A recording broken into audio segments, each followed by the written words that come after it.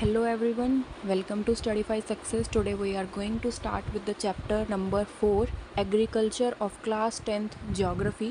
हम ज्योग्राफी का चैप्टर 4 आज स्टार्ट करेंगे क्लास 10th का. हमने बाकी के 3 चैप्टर्स ज्योग्राफी के कंप्लीट कर दिए हैं. आप लोगों को प्लेलिस्ट में जाकर ज्योग्राफी के तीनों चैप्टर्स की वीडियोस मिल जाएंगी. अब हम स्टार्ट करेंगे आज चैप्टर 4 का पार्ट 1 है ये. सो एग्रीकल्चरल बेसिकली होता क्या है? Agricultural is a primary activity which produce most of the food that we consume. Besides food grain it also produce raw material for various industries. आपको इस डेफिनेशन से पता चल गया होगा कि बेसिकली एग्रीकल्चरल होता क्या है. एग्रीकल्चर प्रोडक्ट लाइक एग्रीकल्चरल में प्रोडक्ट कैसे कैसे आते हैं? T, coffee, spice etcetera. Okay, अब हम पढ़ेंगे types of farming. Cultivation method has changed significantly depending upon the characteristics of physical, environmental, technological, know-how and culture practices. Cultivation method ने farming में आकर काफ़ी सारे चेंजेस कर दिए हैं. कल्टीवेशन मेथड के थ्रू जो फिज़िकल अपीयरेंस होती थी फार्मिंग में वो ज़्यादातर इलाकों में कम हो गई है डिफरेंट पार्ट्स ऑफ इंडिया में. अब हम पढ़ेंगे प्रिमिटिव सब्सिस्टेंस फार्मिंग. ये एक तरीके की फार्मिंग होती है. इसमें क्या क्या होता है ये हम पढ़ेंगे. ये किन ही इलाकों में पाई जाती है इंडिया के. The help of primitive tools like हो, डाउ and digging sticks and family community labour. इस प्रिमिटिव सब्सिस्टेंस फार्मिंग में प्रिमिटिव टूल्स का यूज़ होता है जैसे कि हो, डाउ, digging sticks and family community labour. Basically ये उन इलाकों में होता है जहाँ पर लोग जो न्यू मेथड्स हैं उनको नहीं लागू कर सकते वो इन प्रिमिटिव सब्सिस्टेंस टूल्स के थ्रू अपनी जो है फार्मिंग को कंप्लीट करते हैं.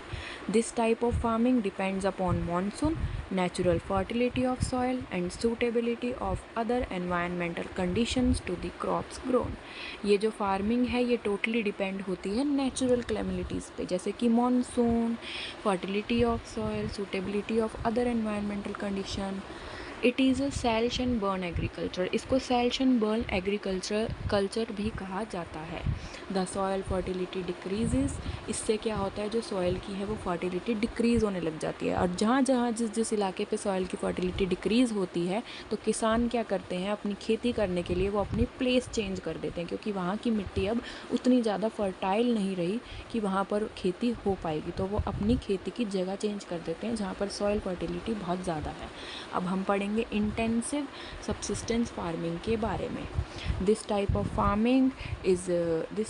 Farming is practice is areas of high population pressure on land. इस फार्मिंग को ज़्यादातर हाई पॉपुलेशन एरियाज़ में किया जाता है. It is labour intensive farming. इसको लेबर इंटेंसिव फार्मिंग के नाम से भी जाना जाता है.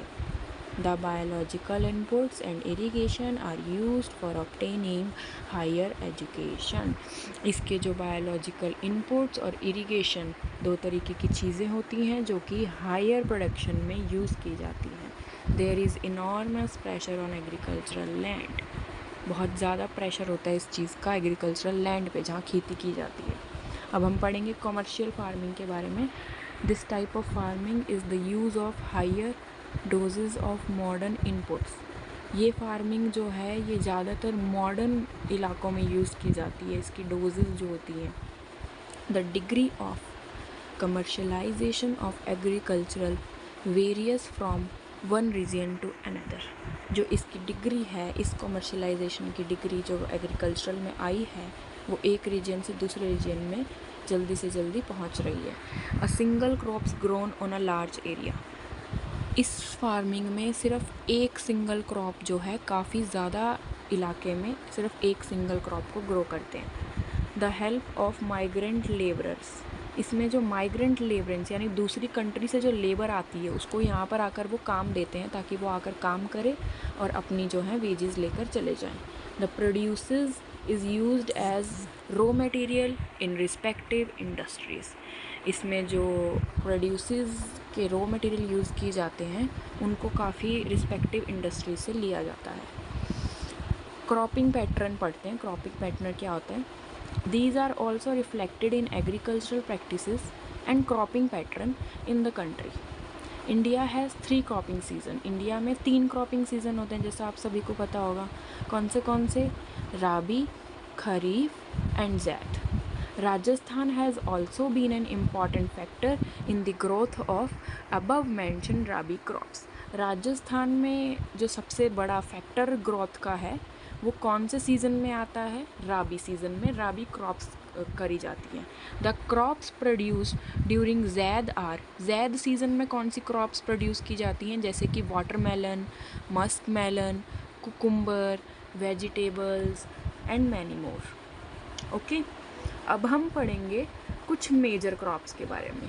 Major crops grown in India are rice, wheat, millets, pulses, tea, coffee, sugar cane, oil seeds, cotton and jute etcetera. ये जो हैं कुछ मेजर क्रॉप्स हैं इंडिया के अंदर जिनकी डिमांड बहुत ज़्यादा है और बहुत ज़्यादा मात्रा में इनको उगाया जाता है. नॉन फूड क्रॉप्स कौन सी हो गई? जैसे फर्स्ट इज़ रबड़. It is an equatorial crop but under special conditions. इसको कुछ स्पेशल कंडीशन के अंदर ही बनाया जाता है. It require moist and humid climate. इसको बनने में मॉइस्ट एंड ह्यूमिड क्लाइमेट की ज़रूरत होती है with rainfall of more than 200 centimetre and temperature above 25 degree Celsius. अब हम पढ़ेंगे फाइबर क्रॉप के बारे में.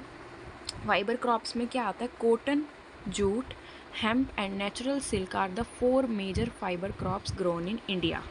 Cotton, jute, hemp and natural silk, ये 4 मेजर क्रॉप्स हैं जो फाइबर क्रॉप्स हैं जो इंडिया में पाई जाती हैं. Rearing of silk worms for the production of silk fibre is known as sericultural. Silk worm से जो सिल्क निकाली जाती है उसको सेरिकल्चर मेथड से किया जाता है. तो आज हमने ये पढ़ा अपने चैप्टर में एग्रीकल्चरल में. तो हमने पहले क्या पढ़ा कि बेसिकली एग्रीकल्चरल क्या होता है? Agricultural is a primary activity which produce most of the food that we consume. Besides food grain it also produce raw material. फिर हमने टाइप्स ऑफ फार्मिंग पढ़ा जिसमें हमने कल्टीवेशन मेथड के बारे में पढ़ा. फिर हमने प्रिमिटिव सब्सिस्टेंस फार्मिंग पढ़ा जिसमें हमने देखा कि कैसे कुछ ही इलाकों में इंडिया के ये पाई जाती है ये फार्मिंग. और इसमें जो है लोग प्रिमिटिव टूल्स लाइक हो डावर डिगिंग स्टिक्स का यूज़ करते हैं. इसको सैल्श एंड बर्ल एग्रीकल्चर भी कहते हैं. इसमें सॉइल फर्टिलिटी डिक्रीज़ हो जाती है. इंटेंसिव सब्सिस्टेंस फार्मिंग के बारे में हमने पढ़ा. ये फार्मिंग जो है ये हाई पॉपुलेशन एरियाज़ में की जाती है. लेबर इंटेंसिव फार्मिंग भी कहा जाता है इसको. इसमें मेन जो पर्पस होता है वो इरिगेशन का होता है. फिर हमने पढ़ा कमर्शियल फार्मिंग के बारे में. ये फार्मिंग जो है ये मॉडर्न एरियाज़ में की जाती है. ये फार्मिंग ज़्यादा से ज़्यादा क्रॉप्स ग्रो नहीं करती. लार्ज एरिया में सिर्फ सिंगल क्रॉप प्रोड्यूस की जाती है. फिर हमने पढ़ा क्रॉपिंग पैटर्न के बारे में. क्रॉपिंग पैटर्न में बेसिकली इंडिया में 3 सीजन्स होते हैं, राबी, kharif and zaid. Rabi seasons जो है वो राजस्थान में राबी क्रॉप्स ज़्यादा की जाती हैं क्योंकि वहाँ पे राबी सीजन्स के चांसेस बहुत ज़्यादा रहते हैं. ज़ैद सीजन्स में कौन से फ्रूट्स या कौन सी क्रॉप्स की जाती हैं? Watermelon, musk melon, cucumber, vegetables and many more. फिर हमने मेजर क्रॉप्स के बारे में पढ़ा इंडिया में. राइस, वीट, मिलेट्स आपको पता ही होगा. फिर हमने नॉन फूड क्रॉप्स के बारे में पढ़ा जिनमें रबड़ और फाइबर क्रॉप्स आते हैं. रबड़ जो है वो मॉइस्ट और ह्यूमिड क्लाइमेट में पाई जाती है.